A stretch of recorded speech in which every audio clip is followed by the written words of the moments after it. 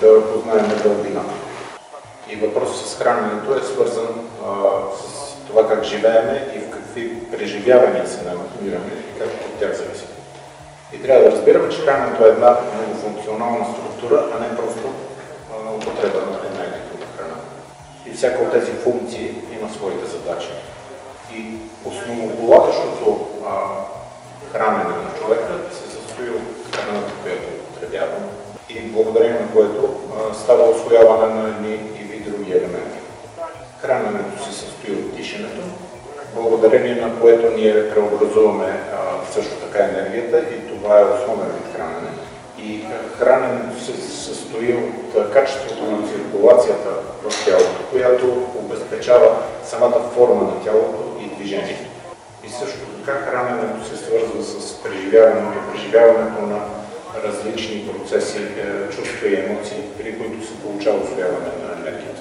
Когато развиващия се човек разглежда храненето, той трябва да разглежда всички нива на хранене, а не само употребата на храна. За развиващия се човек е утопия да разглежда храненето само от гледна точка на храната, която се употребява. И да кажем, че на човека му казват, не ви достига това и това и това и трябва да се приема допълнително заедно с храната. Но на човека е нарушено дишането и той не може да получи енергията, да усвои енергията, която получава с храната. Или с позиция на движението, ако човек има седящ ритъм, начин на живота. И благодарение на неговия състоящ живот, енергията не циркулира нормално и по-скоро се движи само в участъци, които са по-отворени, които може да се получи. А за човек, който не следи за циркулацията на енергията в тялото, изобщо на него е вредно да е. Защото той започва да развива една ненужна циркулация и след това започва да зависи от нея. И човек започва, независимо от това какво е храненето, да поддържа процеси, които така или иначе са активни. И най-опасното е, че няма цялостност на циркулация. И цялостност няма не само на нивото на енергетическите принципи, но дори на нивото на кръвта. И когато говорим за храненето, не отчитайки състоянието на тялото, то ние не отчитаме и състоянието на храненето. Или да кажем, че човек не използва напълно своя бял дроб по време на дишането. И освен, че той не използва енергията на въздуха в нейния пълен обем, той нарушава и връзката на стомаха с дишането. И изобщо цялата идеология на съвременното хранене е недостиг. И най-лошото е, че се предлага и се изучава храненето на базата от хора, у които това хранене не е простроено. И разбира се, когато се намираме в условия на тотално потребление и за развиващия се човек трябва да бъде ясно, че на него му се противопоставя една външна среда, която не е отрегулирана в законите на храненето. И изобщо не стои въпроса в това дали е качествена или не е качествена храната. Въпросът се състои в матрицата на храната. И основният проблем с храненето е свързан с съзнанието. От това как е отрегулиран мозъкът, той управлява искането или неискането, желанието на желанието. И ето е един интересен момент. Някой замислял ли се на това иска ли или не иска да диша? Но много си мислят за това искат ли или не искат да ядат. Но всеки разбира, че без дишане няма да преживее и 3 минути. А без хранене може да живее колкото иска. Разбира се, ако си има предвид, че под хранене се разбират тези груби принципи, свързани с стомаха. И когато човек се ражда, неговият корен генерира енергия, която получава от въздуха и тя е достатъчна, когато се ражда. И тази генерация се контролира от мозъка, защото мозъка казва, на мен ми е нужна толкова енергия и такава енергия. И по време на израстването на човек се нарушава дишането, нарушава се движението и мозъка започва да се подчинява на това нарушение на дишането. И с течение на времето енергията на въздуха започва да се задържа в нас като излишна енергия и този кислород започва да окислява нашето тяло. И така се окислява кръвта, която постъпва в мозъка. И мозъкът започва да реагира на това окисление. И това е от гледна точка точка на дишането, което се явява основно. А същото нещо може да кажем и от гледна точка на движението. И нарушавайки ритъма на движението си, нарушаваме опората на движение, което променя ритъма на кръвта в нашето тяло. Губим регенерирането на енергията посредством дишането, губим възстановяването на енергията от гледна точка на движението и в резултат на това тялото започва да се намира в стрес. И заложените функции в съвременния свят практически не се раздържат, с изключение на хората, които се опитват да възстановят и да приложат тези принципи. И най-опасното е, че научава човек да получава енергия в позицията на 5 злака. И става така, че това, което дава най-много енергия на съвременния човек, става и най-голяма вреда за практикуващия човек. Защото просто не може да се освои по-качествена енергия, когато неправилно е построена енергията и дишането. И докато практикуващия не успее да постигне независимост от 5 злака, той всъщност не е станал практикуващия. И докато не се постигне генерация на енергията отвътре, който да даде по-качествен високоенергетически продукт, не може да се каже и да се разглежда, че човек се намира в развитие. Да кажем, вие казвате, аз нещо практикувам. А аз питам, вие в каква честота се намирате, докато практикувате това? А у вас даже в главата не присъства такъв въпрос. А какво тогава практикувате и всъщност кой е този, който практикува? И аз мога да ви кажа, че ще започнете да практикувате, когато достигнете състояние на тялото от 400 Hz. От този момент клетката престава да се подчинява на гравевите закони. Тогава да, може да кажете, аз практикувам.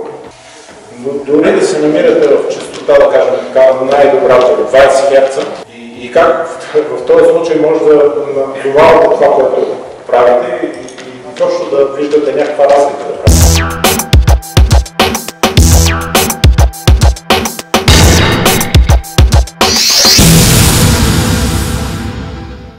Старай се какая. В чем разница? В чем разница? Какво е разликата? У мен в джоба ми има генератор 12 волта, а у него 220. И аз стоя и мисля, дали ще доживея до утре.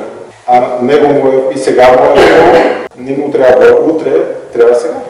Защото тоналността е друга. И това всъщност е практикуващото тяло.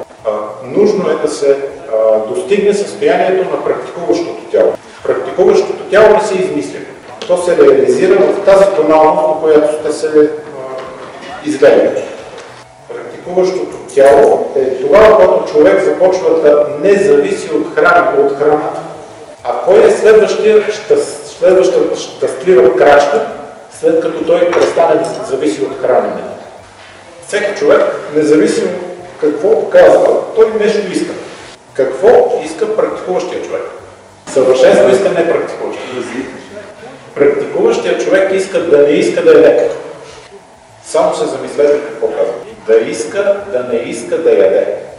Това не е просто да не зависиш от храната, а да се отделиш от това искаш ли, не искаш ли да ядеш. Това вече е преживяване. Защото повишавайки вибрацията, се увеличава потребността от по-груба храна и от нейната трансформация. Хората много говорят за храненето, но това е много функционална задача.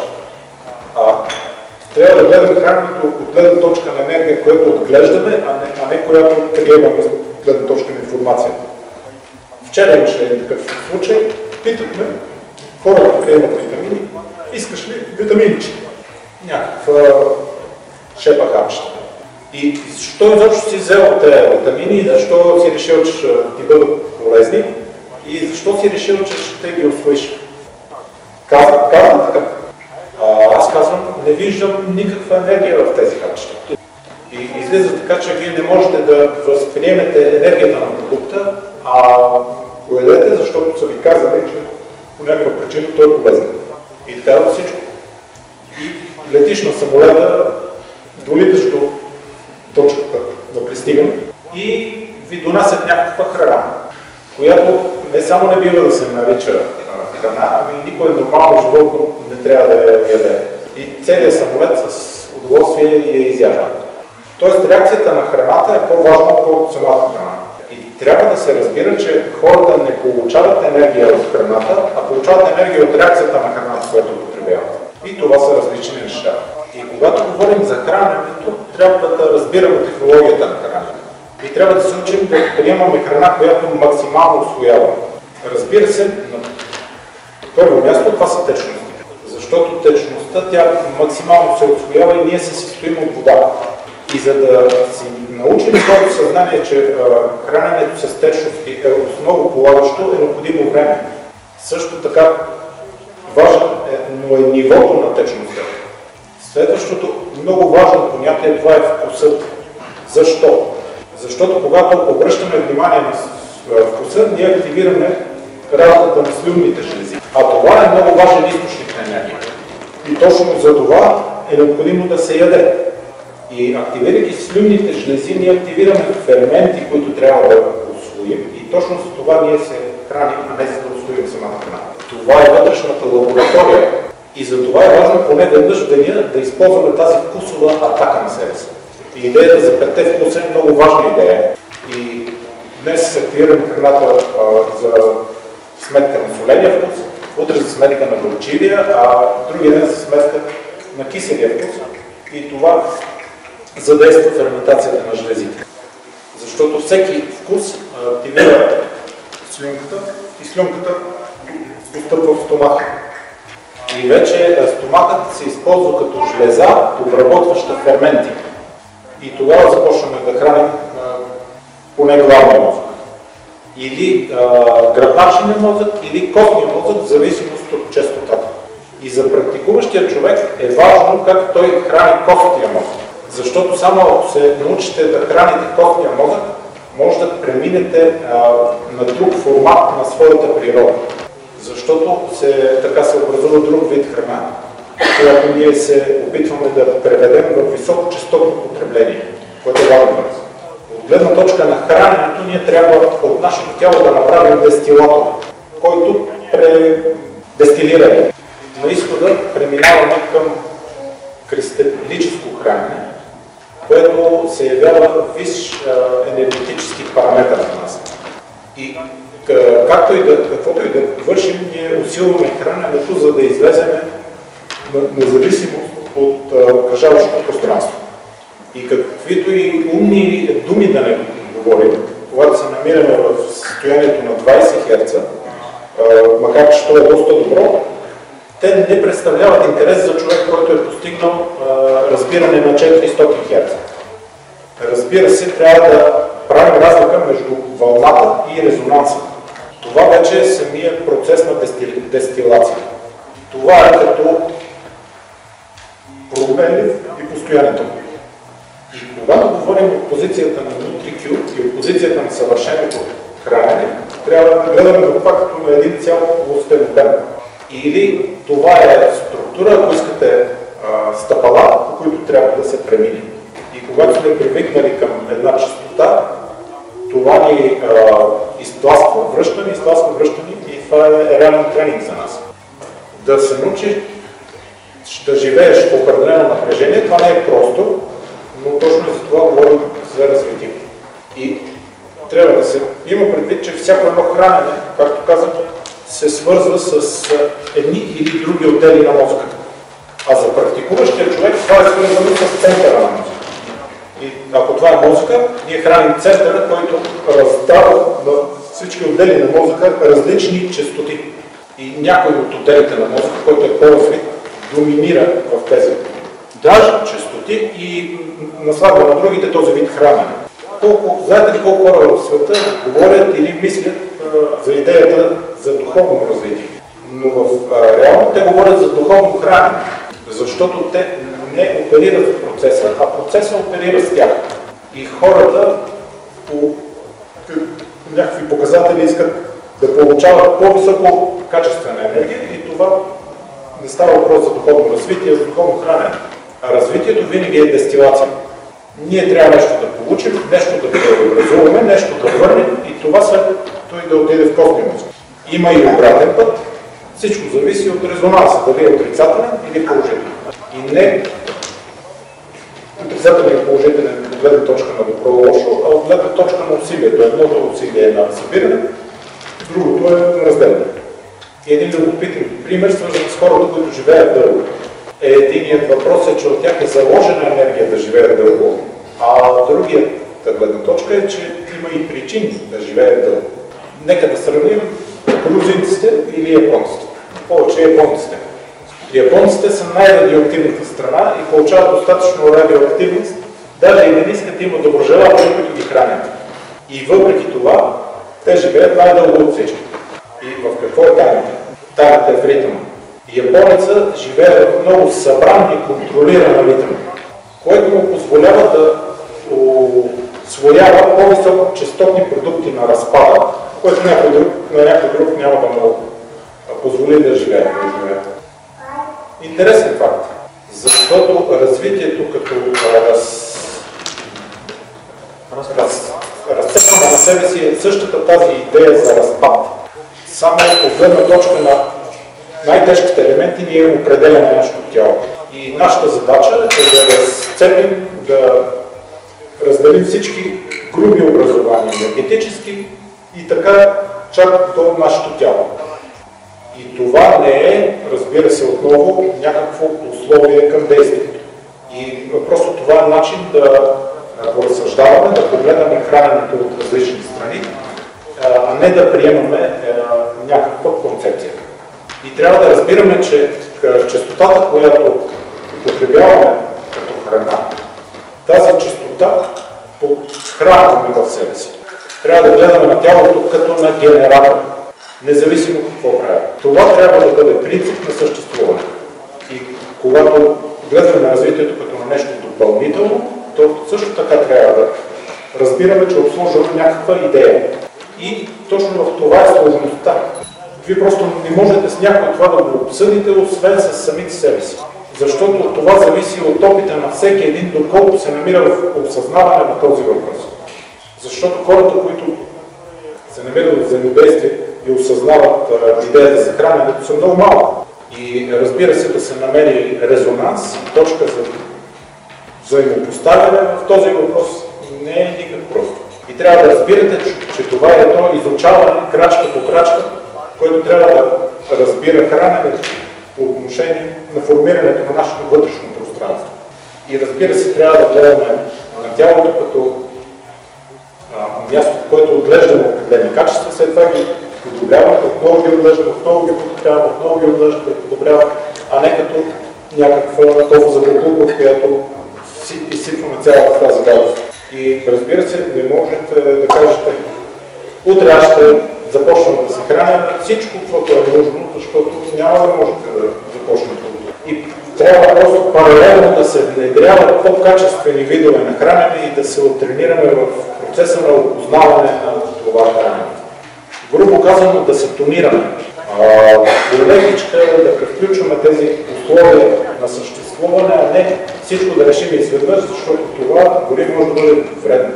И ако вие закусвате или зависите от закуската, то въобще може да забравите за развитие в тази посока. Трябва първоначално да се ориентираме с началото.